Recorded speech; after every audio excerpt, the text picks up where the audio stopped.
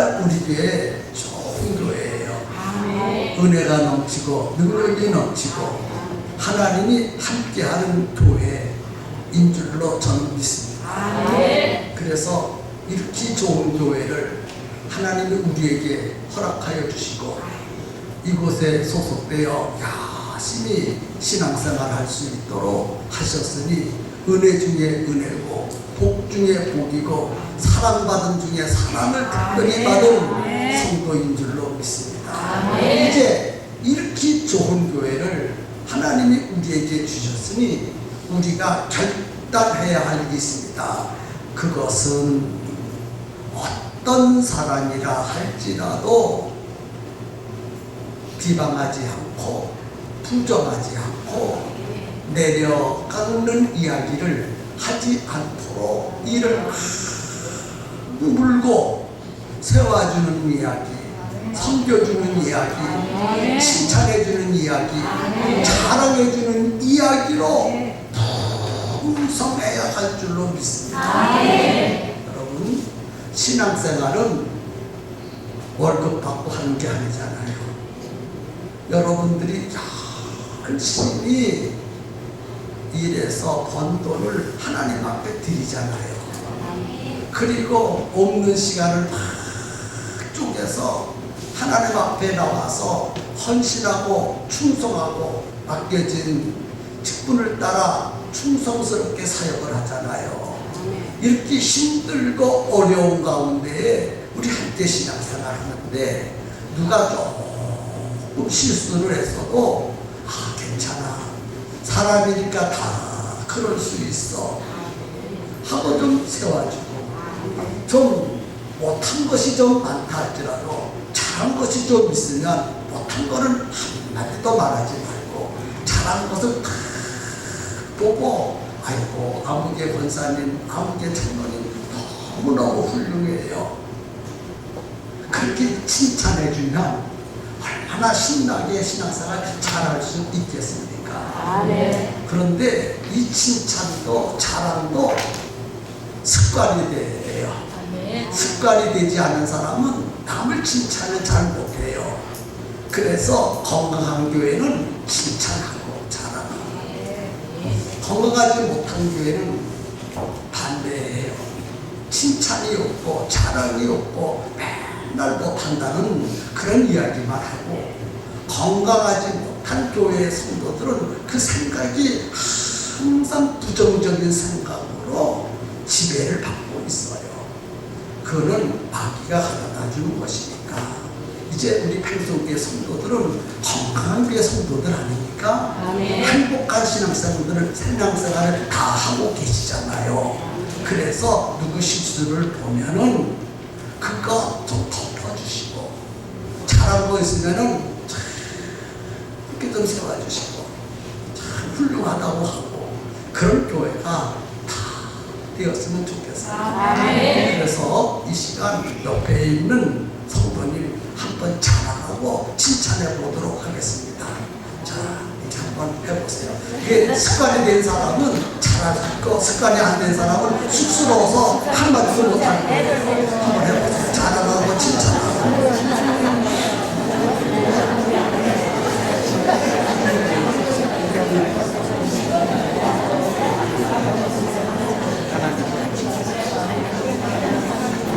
그거 보세요. 어렵지요?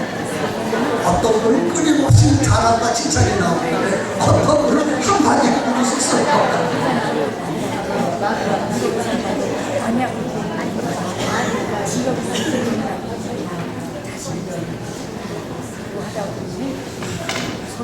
그래요.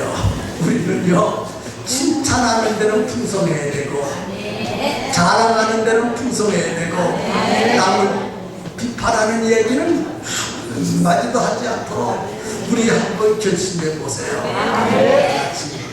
잘못하는 것을 볼 때는 그럴 수도 있다. 시작. 잘못하는 것을 보면 뭐라고 해요? 인간이니까. 한번 해보세요. 잘못할 때는 그럴 수도 있다. 무엇입니까? 인간이니까. 어때요? 많이 풍성해졌죠? 조금만 우리 교회가 말이죠. 조금만 생각을 한다면 이 지구상에서 모범적인 교회가 될 거예요. 조금만 생각하면 얼마나. 근데 그 조금 생각하는 게 힘들어요. 항상 그 조금 그 이상을 생각하지 않았기 때문에 항상 머릿속에는 그 조금 생각하는 그 이상을 생각하지 못해서. 저 얼굴 보세요. 어때요? 합작했어요? 합작했어요? 제 얼굴만 봐도 은혜스러워요? 그래요. 목사님이 탁 서가지고 좀 웃어야 되죠. 인사드리면은 여러분들 마음에 뭐가 부정적인 것이 탁 숨어지거든요. 그래서 난 거울을 보고 웃어요. 웃는 것도 연습을 해야 돼요. 칭찬하는 것도 연습을 해야 돼요. 그렇지요? 뒤에 계신 우리 이정숙 권사님 오늘은 참 얼마나 예쁜지 모르겠어요. 딸보다도 더 예쁜 것 같아요. 예쁜 모습으로 목사님 안녕하세요. 그때 그 인사를 받고 전일주 장군이 참 행복하시겠다. 저렇게 예쁜 아내와 함께 사니까 얼마나 즐거울까. 김옥순 집사님이 말이죠. 자기 남편을 데려다 놓고 옆에 앉혀놓고 예배를 드리는데 열심히 찬송을 부르고. 김옥순 집사님은 이미경 권사님이 키운 사람이에요. 아무도 돌아보지 않았는데 이미경 권사님이 그 구역의 셀 리더, 그 셀의 리더가 되시면서 그 한 영혼을 세워주는데 정말 자기 자녀처럼 하더니 그 김옥순 집사님이 김옥순 집사님으로 변화됐고 또 얼굴이 변화가 되는데 그전에는 그렇고 그랬잖아요. 그런데 얼마나 꼬시는지 남편을 결혼하더니만 남편을 모시고 예배를 드리는데 그 모습이 얼마나 행복이 막 뚝뚝뚝뚝 떨어져요. 그래서 그냥 두뇌 예배 드리는 모습이 얼마나 좋은지. 그냥 김옥순 집사님 행복하셔가지고 열린 모임으로 열린 모임 그러면서 막 노래 부르는 모습이 그래 그 모습을 보고 나 같이 불렀네. 그래 예배 드릴 때도 그렇게 아름다운 모습을 보여줘야 되는 거예요. 아멘이지요? 그 다음에 지난 주간에는 제가 우리 교회 홈페이지에 뭐를 올릴까, 홈페이지에 올릴 것이 너무 하얀 산더미처럼 지금 쌓여져 있어. 산더미처럼 쌓여져 있는데 그걸 조금 정리만 하면 되는데 뭐 일이 바쁘잖아요. 뭐 계획도 세우고 먹고 해야 되고 먹고 해야 되고 어느 때는요 사로 1시 반까지 어떤 때는 막 사로 뭐 2시까지 그러니까 육신이 견딜 수가 없어요. 그래서 올려야 되는데 여기 뭐 특별 집회 세미나를 하는데 거기는 공감만 만들어놨지 아무것도 채워놓지를 못했어. 그래서 우리의 전인적 치유수양일 때 했던 것을 다 그걸 보면서 많은 은혜를 받고 많이 울었어요. 성도들이 처음 제1회 때 그것을 보니까 성도들이요 손도 못 들더라고요. 지금 손 들고 노래 부르는 것이 얼마나 자연스럽고 아름다워요. 그런데 이 손만 들면 손이 작아지는 줄 알고 손도 하는 것이 기도원에 가서 하는데 박수만 치는 거예요. 박수만. 근데 유독나게 손을 양손을 들고 찬송을 부르고 기도하는 사람 딱 한 사람이 나오는데 김광기라는 사람 한 사람이 저 혼자 열심히 손을 부르고 막 기도하고 찬송을 부르고 막 그러더니 조금 뒤에 있는 성도들이 배웠어. 배워가지고 같이 손을 들고 노래를 부르는 것이 나오는데 그것이 얼마나 익숙하지 못해서 그 외에 그 활동 어색한 것이 있잖아요. 손들은 것도 와서에 갖고 뭐 나도 그래요. 성도들이 처음에는 손들면 큰일 나거든요. 얘기해서 좋은 말 하고 완숙하게 예배를 드렸던 분위기라 조용하게 예배를 드리는데 또 찬양만 부르는데 냈다 그냥 찬양을 냈다 불러대니까 찬양 부르는 것도 어설프지 손 부르는 것도 어설프지 박수 치는 것도 뭐 그렇지 그 모습이 다 그대로 나와요. 그런데 이것이 해가 거듭되면서 1회, 2회, 3회, 4회, 5회까지 했는데 어느 기간은 그 5회를 홈페이지에 올려놓으니까 성도들이 정말 그걸 보고 또 은혜 받고 또 은혜 받고 또 은혜를 받는데요. 그때의 5회의 특색은 뭐냐면 성도들이 찬양을 뜨겁게 불러서요. 찬양을 막 부주고 일어나고 막 뛰면서 노래 부르는 그 모습이 정말 사도행전 초대교회의 모습 그대로 재현되는 것만 같아서요. 그런데 사회를 보면요, 얼마나 기도하는지, 얼마나 뜨겁게 기도하는지 그 기도하는 모습이 초대교회 성도들처럼 아주 열렬하게 기도하는 모습이 나왔더라고요. 그래서 그걸 다 편집을 하면서 성도들이 막 기도하면서 얘기하면서 부르는 거예요. 어떤 권사님은 말이지요, 한 성도를 부여잡고 막 통곡을 하면서 막 울어요. 얼마나 울지. 어떤 성도는요, 노래 찬양을 부르는데 천사처럼 박수를 치면서 부르는지 부르는데, 야, 그 모습을 보고 은혜를 받지 않는 사람은 딱 한 사람이 있는데 사탄마귀. 얼마나 그 찬양 부르는 모습이 아름다운 아니지. 기도하고 찬송 부르고 얘기하고 눈물을 부둥켜 안고 울고 통곡을 하고 어떤 청년은요, 하나님의 은혜가 감사한지 말이죠, 눈에서 눈물이 흐르는데 혈압비가 흘러내려요. 그래서 여기에 말이죠, 물이 뚝뚝뚝뚝 진짜 여러분 좀 보세요. 홈페이지로 보니까 여기에서 막 눈물이 막 떨어지는데 홍수가 난 것처럼 막 갑자기 막 또 어떤 성도는요, 얼마나 찬양이 간절하지만 좀 우리 청년들도 여기 시골 은혜가 돼가지고 막 하는 모습들이 사회에 있더라고요.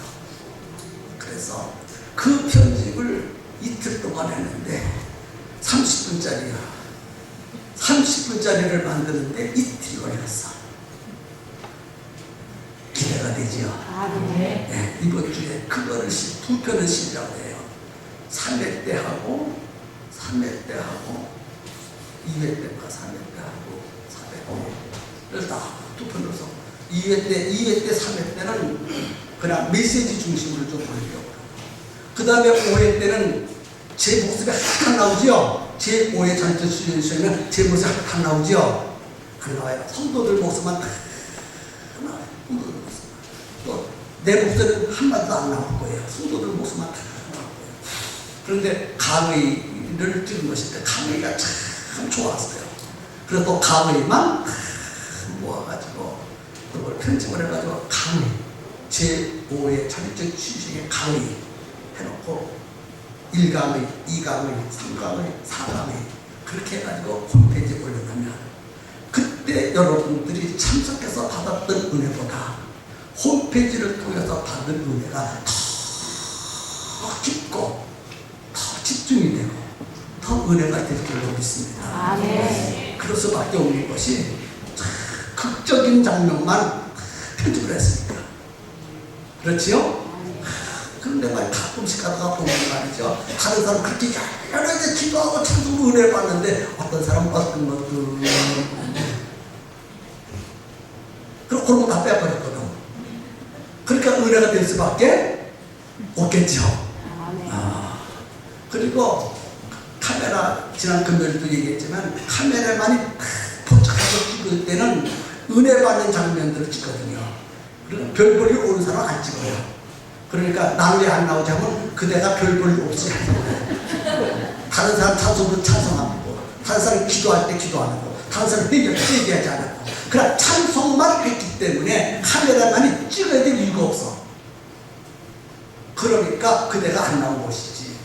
은혜만 받으면 나오는 줄로 믿으시기 바랍니다. 아멘. 그래서 한번 보시고 금년 5월달에 제6회 전인적 취수회를 한 거예요. 그래서 보니까 진짜 1회도 있고 2회도 있고 3회도 있고 4회도 있고 5회까지 있어요. 그 5회의 역사는 우리 교회 성령의 역사인데 그 키마다 전부 달라요. 다르는데 맨 처음에는 파사지는 소리. 무슨 소리? 파사지고 부서지고 원한 것들이 전부 달라지면서 그렇게 점점 무엇인가 만들어지는, 하나님이 디자인하신 대로 만들어지는 그런 과정을 쫙 보면서 대단한 가치예요. 그것은 10,000,000원 주고도 살 수 없는 그런 가치가 있다 이 말이에요. 그래서 우리 교회를 아주 분석할 때, 뭐를 할 때? 우리 교회를 분석할 때 그런 거 다 보면서 영상이니까 그대로 다 나오게 될 거예요. 그래서 개봉박두 기대하시라. 언제요? 예? 이번 주에. 또 우리 교회 홈페이지가 많이 알려져 가지고 사방에서 그것을 보고 목사님 행성침대교회 홈페이지를 보고 많은 걸 생각하고 교회가 엄청나게 변했네요.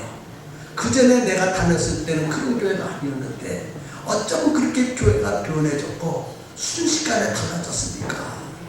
그래서 제가 그 말을 듣고 성령의 역사입니다. 옛날의 평성교회와 지금의 평성교회는 전혀 다른 교회입니다. 그래서 그걸 보고 외부에서 전화를 내가 몇 번 받았어요. 받으면서 참 프로예요. 평성교회가 보니까 그걸 보니까 자기도 은혜 받는 거예요.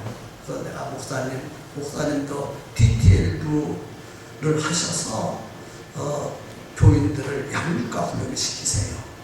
그러면 우리 교회 이상으로 좋은 교회로 만들 수 있습니다. 그래서요. 아멘이죠? 예. 이제 오늘 본문에 있는 말씀을 좀 간단하게 말씀을 좀 전해야 될 것 같습니다. 다윗이 이렇게 저렇게 해서 십황무지로 피난을 갔습니다.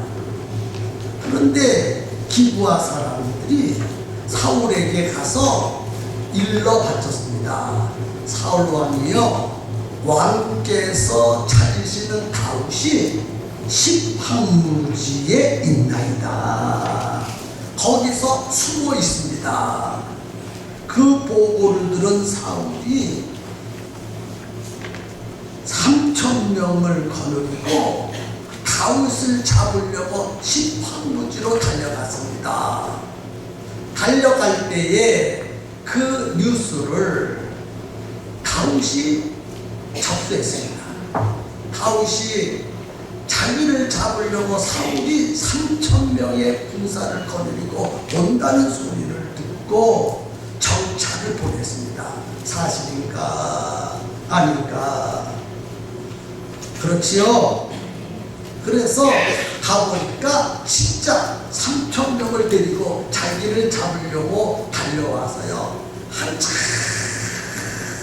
달려오다 보니까 사울도 군대도 육신을 가지고 있는지라 피곤해서 여봐라, 좀 쉬었다가 한숨 자고 가자. 그때부터 낮잠이 생겼나 봐요. 쫓아가다 보니까 피곤하니까 잠을 잤는데 먼저 엔제디 굴 속에 있었을 때는 어떻게 했어요? 방비하는 사람이 없어 죽을 뻔했거든요. 그래서 이제는 다윗이 잘 모르니까 나를 잡으려고 올 수도 있다. 그러니까 내가 제일 좋은 자리에다가 자리를 하고 내가 잡을 자를 거니까 3,000명은 나를 가운데다 놓고 빙 둘러 진을 쳐라. 그렇지요? 그래서 그때의 최고의 군대 장관, 군대 대장인 거는 아브넬이에요. 아브넬과 그 다음에 사울왕 곁에서 아브넬이 지켜야 되거든요.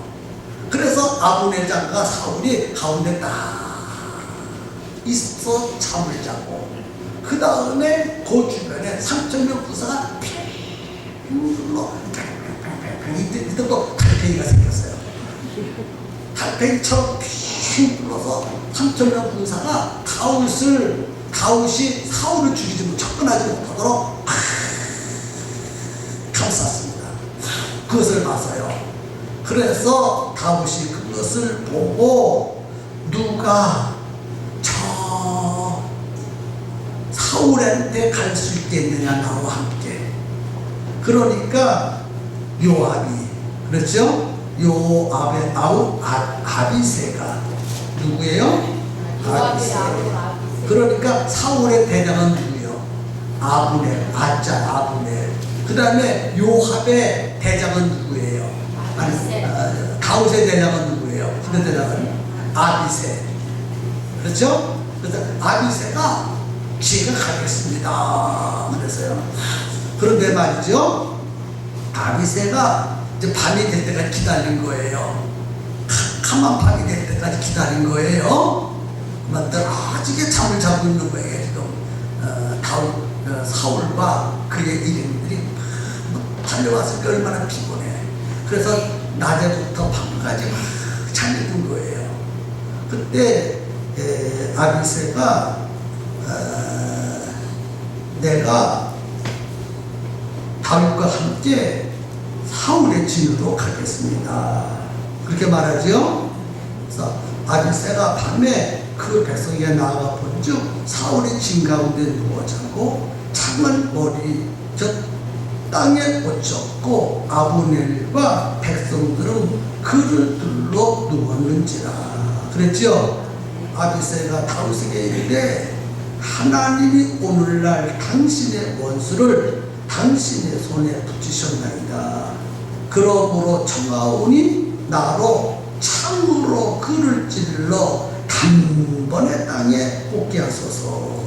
내가 그를 2번 찍을 것이 없으리이다. 지금 8절을 읽었거든요. 아비새 대장이 다윗이여, 당신의 원수를 하나님이 당신께 붙였습니다. 이제 당신은 가만히 계십시오. 내가 창을 가지고 들어가서 사울을 한 번만 찌르겠습니다. 2번 찌를 필요가 없습니다. 뭐 2번씩 찌르니까 한 번 찌르면 죽을 건데 내가 다 한 번에 찔러 죽일 거니까 허락하시옵소서. 그리고 청해요. 그 말을 듣고 다윗이 아비새에게 말합니다. 죽이지 말라. 누구든지 손을 들어 여호와의 기름 부음을 받은 자를 치면 죄가 없겠느냐. 9절의 말씀이지요. 또 가로되 하나님께서 사시거니와 하나님이 그를 치시리니 혹 죽을 날이 이르거나 혹 전쟁에 들어가서 망하리라. 다윗이 얘기를 했어요. 대답하지요. 그래서 내가 손을 들어서 하나님의 기름 부음 받은 자를 치는 것을 하나님이 금하셨다. 너는 가만히 들어가서 사울 머리 곁에 있는 물병과 창만 가지고 오라. 그랬지요? 그래서 다윗이 사울 머리 곁에 있는 창과 물병만 가지고 떠나갔는데, 그런 과정 속에서 한 명도 깨든지 알든지 하는 사람이 없었어요. 이는 하나님께서 그들로 깊이 잠들게 하셨습니다. 그래서 하나님이 깊이 잠들게 하시고 다윗을 지켜주시고 인도해 주시고 다윗을 보호해 주셨단 말이에요. 이렇게 이 말씀이 오늘 본문의 말씀인데 잘 들으셨습니까? 자, 여기서 몇 가지 이야기를 좀 나눠야 돼요. 첫 번째는 하나님이 떠난 사람은 인간의 방법으로 자기를 지키려고 한다, 그 말이에요. 자, 하나님을 떠난 사람은 어떤 방법으로 자기를 지켜요? 인간의 방법으로. 지금 사울과 함께 하셨던 하나님의 신이 떠나니까 하나님이 지켜주지 않잖아요. 지켜주지 않으니까 사울이 생각합니다. 전번에 내가 사울 다윗으로부터 죽을 뻔하였으니 이제는 내가 그러한 전체를 다시는 받지 아니하리라. 이제 나를 너희들이 지켜라. 3,000명 너희들이 지켜라. 아브넬 네가 나를 지켜라. 그러면서 자기를 센터에다가 탁 놓고 인간적인 방법으로 둘러 진을 치잖아요.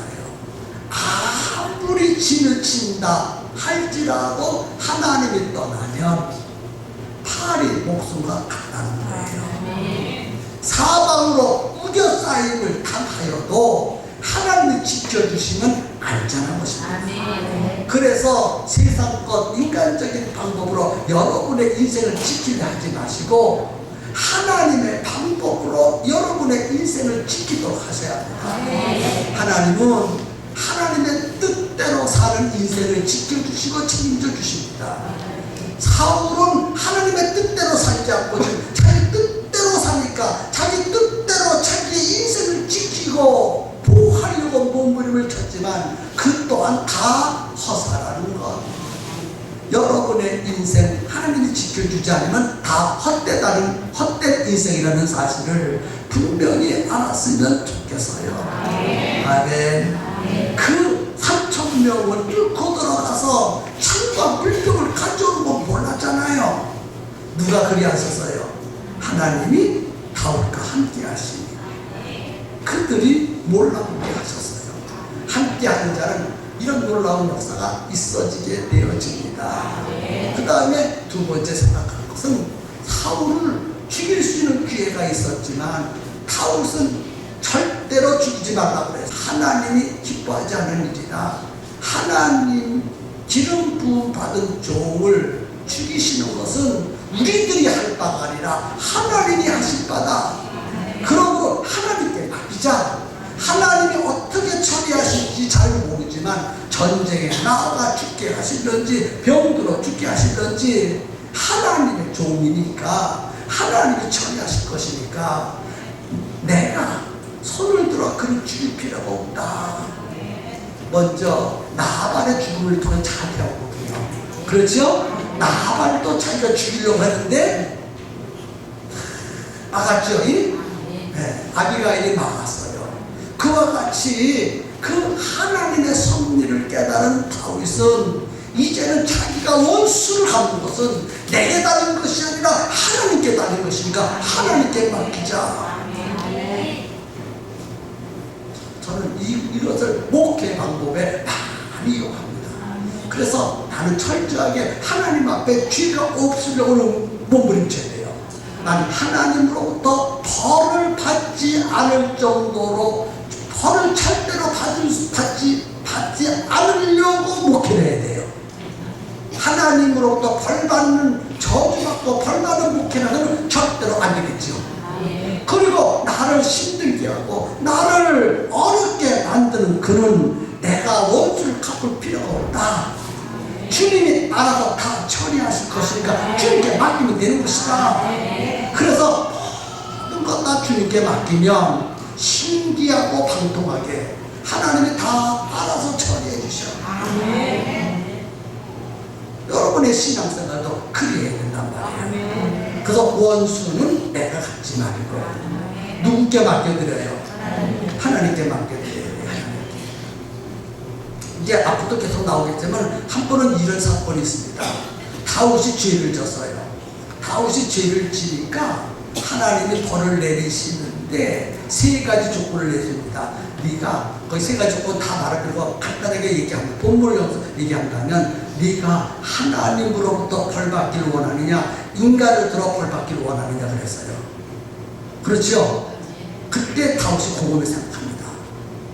그래서 하나님께 이기만 하나님 나는 인간을 통해서 내가 지은 죄에 대한 벌 받기를 원치 않습니다. 하나님이 직접 나에게 벌을 내려 주시옵소서. 그래서 하나님 벌을 내리잖아요. 벌을 내리는데 하나님의 벌이 얼마나 심각한지 그가 멸망한 지경에 딱 도달했을 때 하나님이 이제는 그만하라 하고 명령하시잖아요. 오늘 우리는 늘 하나님을 의식해야 돼. 누구를 의식해야 돼요? 네, 하나님을 의식해야 돼요. 하나님을 의식하면 죄를 지을 수가 없어요. 하나님을 의식하지 않으니까 자꾸 죄를 짓지. 또 사람이 살다 보면 내 마음에 안 드는 일들이 너무너무 많아요. 그래서 내가 갚으려고 하지 말고 누구께 맡겨드려요? 다 하나님께 맡겨드려. 그러면 하나님이 알아서 선하게 다 처리해 주실 것이에요. 그러니까 뭐가 필요해요? 인내가 필요해요. 하나님이 어떻게 역사하십니까? 기도만 하고 하나님의 처리할 인내만 기다리면 되는 거예요. 하나님은 절대로 죄 짓지 않는 자에게 불이익을 주는 분이 아니시거든요. 그래서 그 말을 듣고 그런 얘기를 할 때 참 힘들고 어렵지만 뭐하지만 힘들고 어렵지만 그걸 통해서 인내의 믿음을 배울 수가 있고 하나님의 섭리를 볼 수가 있고 더 나의 신앙이 더 튼튼하게 세워질 수도 있고 그래서 다윗은 점점 믿음이 튼튼해져요. 하나님이 내려다 보시니까 얼마나 마음에 드는지 죽을 수 있는 기회를 몇 번 줬는데도 안 죽인다 이 말이에요. 죽이라고 기회를 줬는데도 하나님이 다윗을 통해서 사울을 죽이라고 기회를 줬는데도 다윗은 안 죽이고 하나님의 기름 부음 받은 종이니 당신께서 처리하시옵소서. 그래서 만약에 그렇게 생각을 해요. 만약 사울의 입장에서는 다윗을 통해서 징벌받는 것이 훨씬 낫지. 하나님을 통해서 징벌받는 것은 이거는 마지막이거든요. 그래서 죽잖아요.